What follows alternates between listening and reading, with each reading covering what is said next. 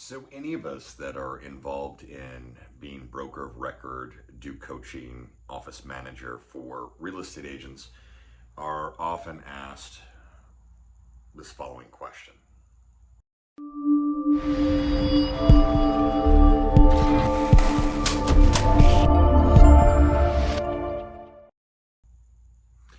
How do I get business if I have no sphere of influence? I don't want to cold call. I don't want to door knock. I don't want to hold open houses. And I can't afford mailers to farm. How do you answer that question?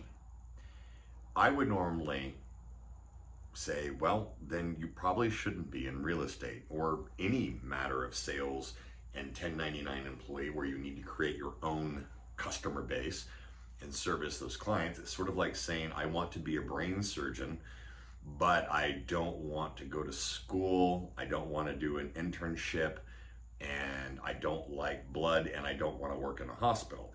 You're probably not going to be a brain surgeon.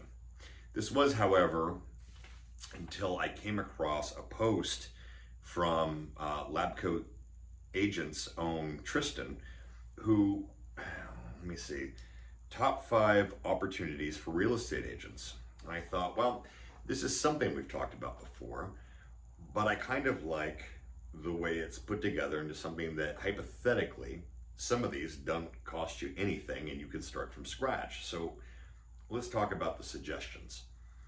First is Google. SEO isn't dead.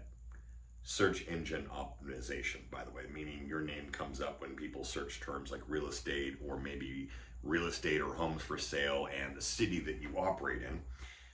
PPC still works, pay-per-click. That was, any of you that have been around a little while know that lots of companies were paying so that you would have a featured ad on a search engine, and if somebody clicked on it, well, then you'd be paying for it. Your Google profile matters. Exactly, somebody Googles your name, what are they gonna find? Get those reviews up and be the trusted agent they see first. Well, we all know that reviews online have become, for at least a decade, if not further, huge. That's how we pick restaurants. That's how you decide which blanket you're going to buy on Amazon. We look at reviews. Real estate agents should be operating the same way. If you're not asking every client to fill out a review, then you're really missing an opportunity for your own advertising, because who better to talk good about you than somebody you've already helped? All right. YouTube. Well, you're on YouTube right now. Create short and long form videos. By the way, there's YouTube Shorts, which are the clips, which, not being a TikTok user, I say are closer to the short attention span, right to a bullet point, and then he's referring to long form videos. Now, for those of you that do listen or watch podcasts on video, I wouldn't try necessarily, at least on startup, to do 3-hour long lectures multiple times a week, akin to somebody like Joe Rogan. So long form might be something, I don't know, let's say 20 minutes or under, maybe even 10 minutes. Consumers are binge watching how to buy a home or local market updates. Become the guide. Well, if you live in a city, in the area where you are selling real estate, who better to talk about the city, its trends, new restaurants opening up, shopping, what happens on certain roads, if there's tree trimming and stuff. You should be doing posts and videos and updates about it, because you are supposed to be a local expert. Facebook, build a community and share value-driven content, akin to what we were just talking about with YouTube. Groups, reels, and ads still dominate engagement. If any of you still get on Facebook, you'll notice that the stuff that you were looking around at online, whether it was on Amazon or another site, show up for like products and sometimes the same products in your Facebook feed, with another chance to buy it or engage with that product. You can actually do the same thing on a very limited budget. Instagram, showcase homes. They don't have to be your listings. Lifestyle and you. We are supposed to be different from each other, right? So showcase you. What makes you tick? Why are you unique? Why should somebody talk to you about purchasing or selling a home? Stories, reels, carousels are where the attention lives. And then Twitter, which is now called X.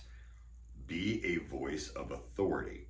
Quick tips, marketing trends, and relevant conversations give you a powerful edge. Now, I think a lot of people think of X or Twitter from the political spectrum, but you'll find almost every influencer and everybody else is on, including professors and science and medical related magazine, Scientific Today, Psychology Today, they're all on X. The neat thing about using Twitter, if you're not much of a content creator, you don't like to write, you don't want to be on video, you don't want to speak, you can find relevant articles that you want to share, say something short about them, and include the link on X, and those things do get attention.